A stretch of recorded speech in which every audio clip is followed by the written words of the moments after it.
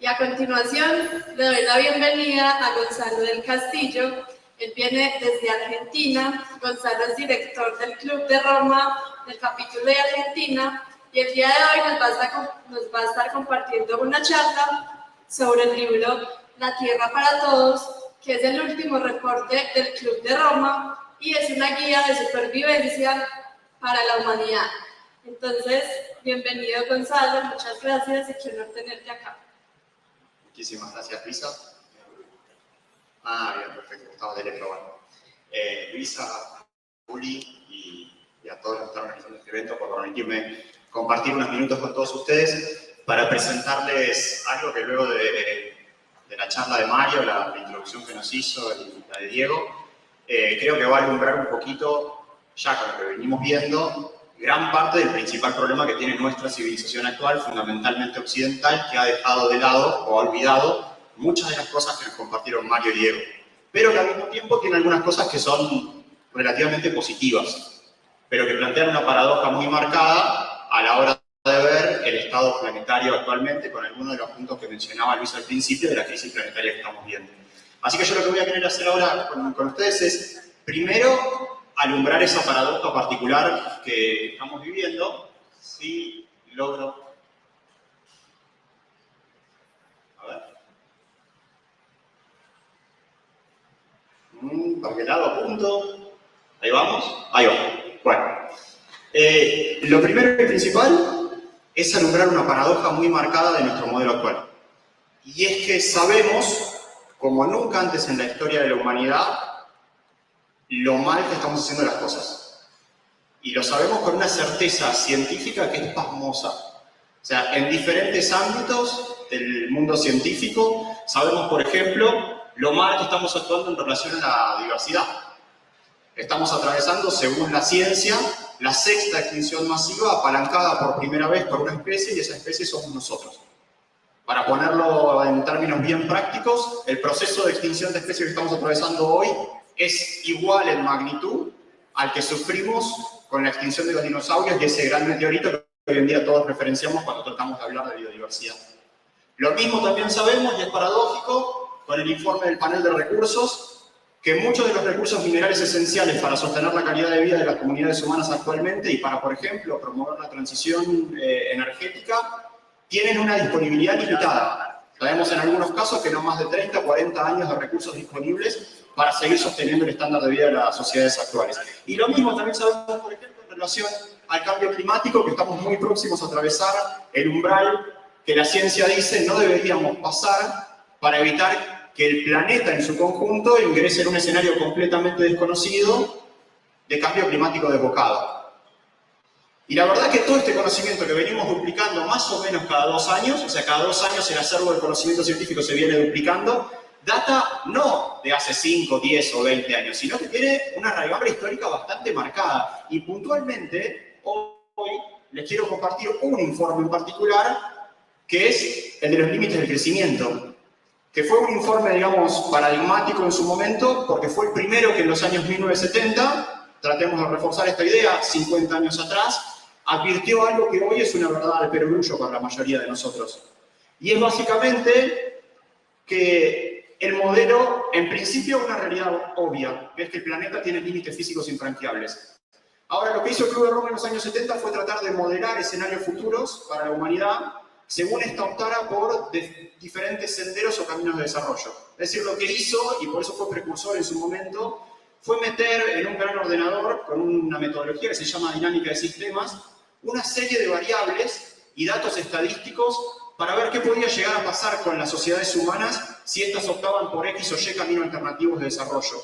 Hay 12 escenarios que estudia el Club de Roma, pero hay uno en particular que es el que les voy a traer aquí porque es el que pega en la realidad cotidiana. El Club de Roma dijo en los años 70 que si, por ejemplo, el nacional se venía sosteniendo en el escenario que se conoce como el business as usual, es decir, seguir haciendo todo como se venía haciendo hasta los años 70, el Club de Roma dijo, bueno, probablemente de 1972, que fue cuando se publicó el informe, al año 2020, lo que vamos a ver va a ser un crecimiento exponencial de la población y asociado a ese crecimiento exponencial de la población, producto del desarrollo tecnológico, y vamos a ver también un crecimiento exponencial de la disponibilidad de alimentos y un crecimiento exponencial de los bienes y servicios industriales. Y eso iba a generar un bienestar en la población como nunca antes vimos en la historia de la humanidad. Pero, dijo el Club de Roma, guarda, porque hay una situación que no podemos desconocer, y es que ese crecimiento poblacional, ese consumo de recursos, depende de la disponibilidad de recursos naturales. Recursos naturales como un mal entendimiento de la naturaleza. Y lo que dijo el Club de Roma es, si estas tendencias de crecimiento se sostienen en el tiempo, ese consumo de recursos va a generar una polución industrial y una disminución de recursos que va a hacer que efectivamente, en torno al año 2020 que estamos atravesando, entremos en un posible escenario de colapso. Y ese escenario de colapso es ni más ni menos que un deterioro creciente del bienestar humano. Esto que dijo la ciencia y que el Club de Roma alertó de modo muy claro con modelos matemáticos, hoy en día es la realidad cotidiana que prácticamente todos nosotros podemos ver si tenemos ganas de verlo. Basta con ingresar a cualquiera de los principales diarios del mundo para ver que el cambio climático, la pérdida de biodiversidad, la escasez de recursos y los conflictos de diferentes índoles están empezando a ser la portada de la realidad cotidiana de todos nosotros.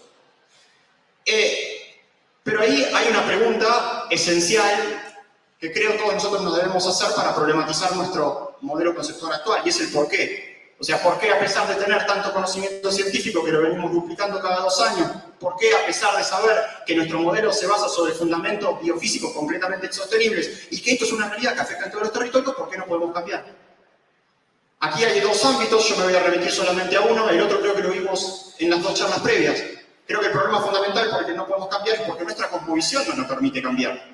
Pero desde un punto de vista un poco más económico y material, también podemos ver que no podemos cambiar, o no pudimos cambiar, porque efectivamente durante los últimos 50 años tuvimos un crecimiento exponencial de lo que se imaginen. Desde el crecimiento poblacional hasta el Producto Bruto Interno, hasta el consumo de computadoras, autos, viajes al exterior, lo que se pueden imaginar. Estos últimos 50 años fueron una fiesta y éxtasis de consumo para las sociedades humanas. Y no solamente en términos materiales, sino que efectivamente, por ejemplo, extendimos la expectativa de vida. Y, por ejemplo, también logramos reducir la muerte evitable de niños menores de 5 años. Y sacamos a miles de millones de personas de la pobreza extrema. Ahora, ¿a qué costo? A un costo que se invisibilizó.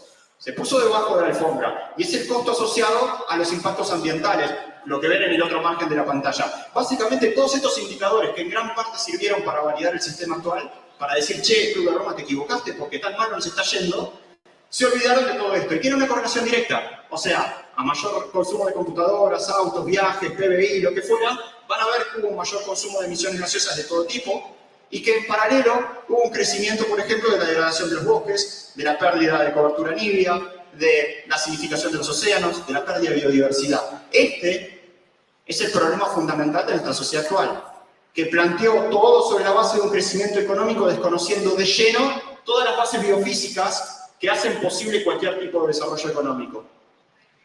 Entonces acá hay 2 realidades que a mí me gusta decir, que es que una, lo que la ciencia dijo y lo que nosotros todos como sociedad global tendimos a evitar, hacer el cambio que necesitamos para evitar el colapso, se traduce hoy en un incendio claro y manifiesto, en un incendio físico. Un incendio físico que está afectando a Colombia, a Ecuador, a Argentina, a los humedales de nuestro planeta, al Pantanal en Brasil, y prácticamente no hay país en el mundo que hoy en día no se esté afectando directamente por el cambio climático, incluso afectando entre 4 al 8% del PBI de algunos países que necesitan responder a estas crisis climáticas. Pero después hay otro incendio que es mucho más grave porque es invisible, que es el incendio conceptual y simbólico. Y es el incendio que pega sobre nuestro modelo de producción y consumo y sobre nuestra forma de devenir en el mundo. Que retomando lo que decía Diego, sería volver a preguntarnos dónde está el ser que para Heidegger hemos perdido. Bueno, sobre este mar de fondo, sobre este trasfondo, digamos, en donde tenemos una certeza científica pasmosa y una realidad física que corrobora lo que la ciencia dice, el Club de Roma volvió a hacer un esfuerzo 50 años después de lo que fue los límites del crecimiento, para ya no solo proyectar escenarios futuros, es decir, modelar qué puede llegar a pasar si hacemos tal o cual cosa, sino construir un futuro distinto. Y un futuro que sea, por sobre todas las cosas, más justo para todos. ¿Por qué? Básicamente, por 2 cuestiones. Primero, porque basado sobre la ciencia más dura que tenemos en la actualidad, ya sabemos cuál es el escenario actual. No podemos decir que no lo sabemos. Lo sabemos de modo abismal. Uno de los autores de La Tierra para Todos se llama Johan Rockström y es el autor de un informe que se llama Los Límites Planetarios.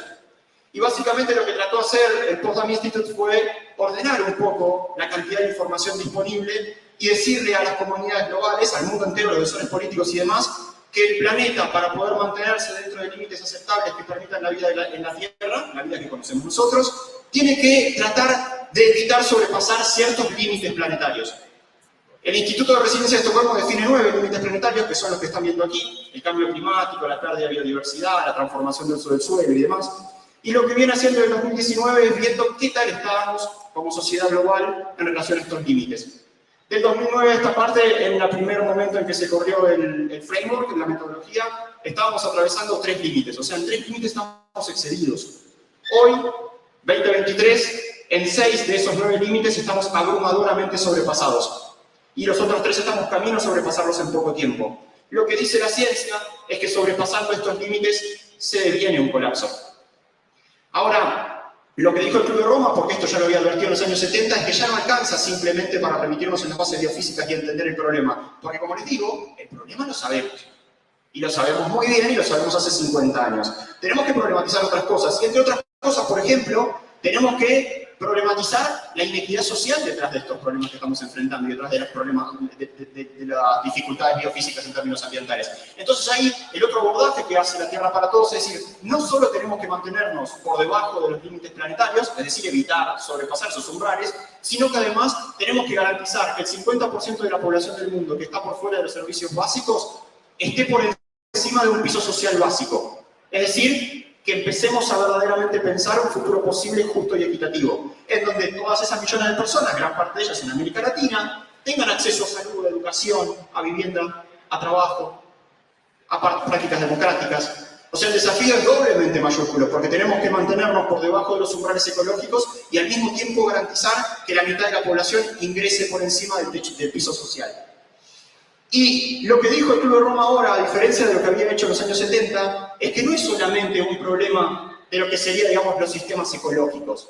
En los años 70 el Club de Roma había dicho tenemos que modificar los patrones de producción y consumo. Ahora dice no, porque la inestabilidad es global y es completamente interconectada en todos los subsistemas que forman parte de la biosfera, incluyendo al ser humano. Entonces dice, no solamente tenemos que trabajar sobre los límites planetarios, no solamente tenemos que revertir la triple crisis, la de la pérdida de biodiversidad, la de la contaminación y la de consumo de recursos, sino que además tenemos que trabajar fuertemente sobre la inestabilidad del sistema social, que estamos viendo que está sufriendo un proceso de incremento en la tensión social asociada a la inseguridad que sufrimos cada uno de nosotros, sobre todo en los países en desarrollo. Y al mismo tiempo tenemos que trabajar muy fuertemente en cambios radicales en el sistema económico, que sufre de tensiones masivas, no solamente entre países, sino que además con ciertas tecnologías disruptivas, como la inteligencia artificial, que por ejemplo amenazan y ya están en proceso de dejar sin empleo a cientos de miles de millones de personas en el planeta Tierra. Y por último, tenemos que trabajar sobre un proceso que hasta mediados de los años 50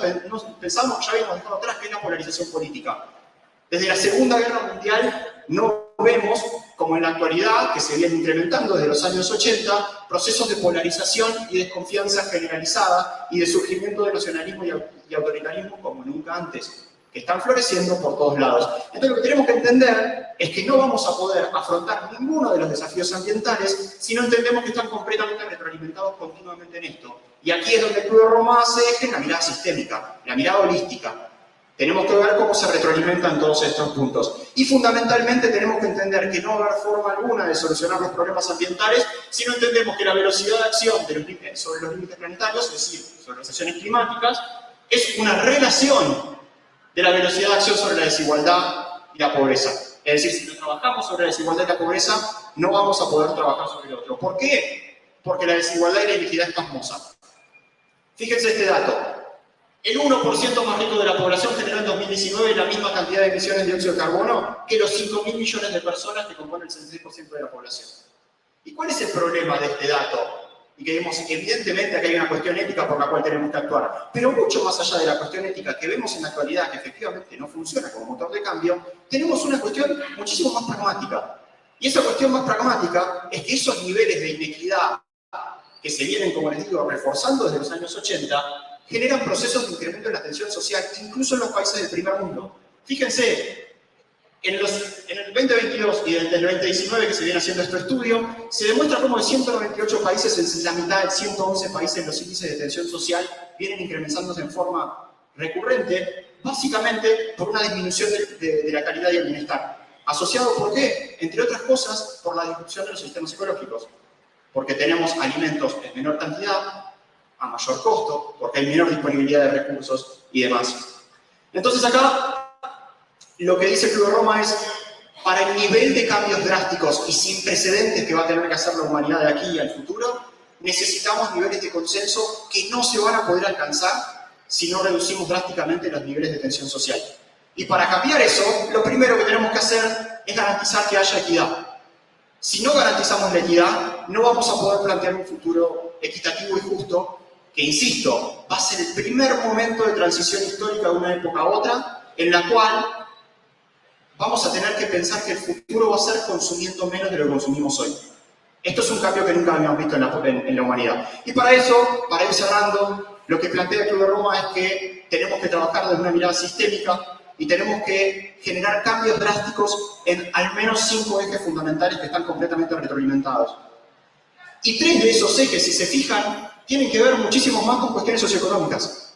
Tenemos que generar un cambio radical en la pobreza, modificando las condiciones laborales y modificando las relaciones de poder a nivel internacional e intrapaíses. Tenemos que generar un empoderamiento de género y empoderamiento de las comunidades, porque es la única forma también de garantizar un cambio de conciencia con una mirada distinta de los modelos de desarrollo y también para regular y mantener un crecimiento poblacional estable. Tenemos que trabajar sobre la desigualdad, porque con estos niveles de tensión no se pueden generar cambios constantes. Y por último, los 2 cambios que tienen más que ver con las cuestiones netamente ambientales, pero que ni se los voy a decir, porque como les digo, en lo ambiental sabemos que tenemos que hacer. Tenemos las tecnologías disponibles para hacer la transición energética hace unos 15, 20 años. Y tenemos el conocimiento radical para manejar de forma regenerativa los sistemas alimentarios hace unos 30 o 40 años. Entonces, aquí hay cambios de políticas públicas concretas que estamos trabajando, pero lo más relevante de todo, y aquí que pega de lleno también con un proceso de la democracia actual, es que tenemos que abandonar la idea de la democracia delegativa, que es el proceso que reduce la participación política únicamente al momento en el que nosotros vamos y emitimos el voto. En lugar de eso, lo que tenemos que hacer es garantizar un movimiento activo de todos nosotros para formar parte en la arena política, discutiendo y llevando estos debates a todos los ámbitos para generar los cambios concretos y generar también ámbitos de toma de decisión política que estén en sintonía con el sostenimiento de la vida en el planeta Tierra. El libro va a estar disponible a partir de mañana aquí en Colombia. Básicamente lo que hace, como les digo, es meter información en un mega ordenador y plantea 2 escenarios. Ya no 12 como hizo el informe original. Uno es qué va a suceder si seguimos haciendo todo como hasta ahora. Y el otro es qué puede llegar a suceder si planteamos un cambio radical en estos 5 ejes que le planteaba a raíz de, o mejor dicho, sobre la base de cambios en las políticas públicas brutales que tienen que ser, digamos, adaptadas a las particularidades de cada uno de nuestros territorios. Pueden entrar a la página del proyecto para jugar incluso y ver cómo estos 2 escenarios futuros se programan, pero simplemente para finalizar les quiero dejar un video que resume este proceso y reforzar la idea que les dije al principio. A diferencia de lo que fue en los años 70, ya el proyecto no es plantear un modelo proyectivo, sino fundamentalmente hacer una llamada a la acción colectiva, porque es la única manera que tenemos para que lo que el Club de Roma proyectó en los 70, que era ese escenario de colapso, no sea finalmente lo que prevalezca, sino que prevalezca un escenario futuro que sea muchísimo más digno de ser vivido por todos nosotros y por la biodiversidad con la que compartimos en el planeta Tierra. Así que muchísimas gracias, les dejo el video y finalizo.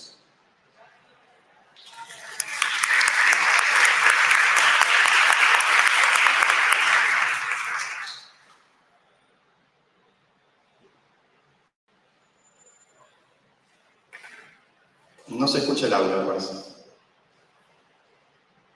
Utópicas, sino funcionales y justas. Esta es la historia de la Tierra para todos. Reunimos a un grupo de pensadores económicos y científicos y desarrollamos un modelo informático para probar sus grandes ideas. Luego nos preguntamos, ¿qué sería posible lograr en el transcurso de una generación? Si continuamos como hasta hoy, el crecimiento poblacional y el consumo de recursos continuaría creciendo, particularmente debido al consumo excesivo en los países ricos. La brecha entre los más ricos y todos los demás aumentaría, recrudeciendo la tensión social. Los impactos del cambio climático serían cada vez peores. Pero, ¿qué sucedería si el mundo optara por dar un gran salto? implementando 5 cambios extraordinarios. En este futuro, posible y plausible, todas las personas podrían vivir una buena vida dentro de límites planetarios más seguros. Evitaríamos los peores impactos climáticos. Terminaríamos antes con la pobreza. Los picos de crecimiento poblacional serían más bajos. El bienestar aumentaría. Disminuiría la tensión social. La naturaleza comenzaría a sanar. Increíblemente, la inversión necesaria para lograr esto es solo del 2 al 4% del ingreso global. Pero necesitamos una inversión masiva ahora, impulsada por gobiernos con una visión clara de implementar cambios. Otra gran idea es implementar fondos ciudadanos para cada país, en el que las empresas pagan por utilizar los bienes comunes, facilitando que los más ricos contribuyan de manera justa y que los fondos se distribuyan a todos los ciudadanos por igual. Pero el reinicio de las economías no sucederá por sí solo. Necesitamos un movimiento global, impulsado por asambleas ciudadanas a nivel mundial. Esto es la Tierra para todos.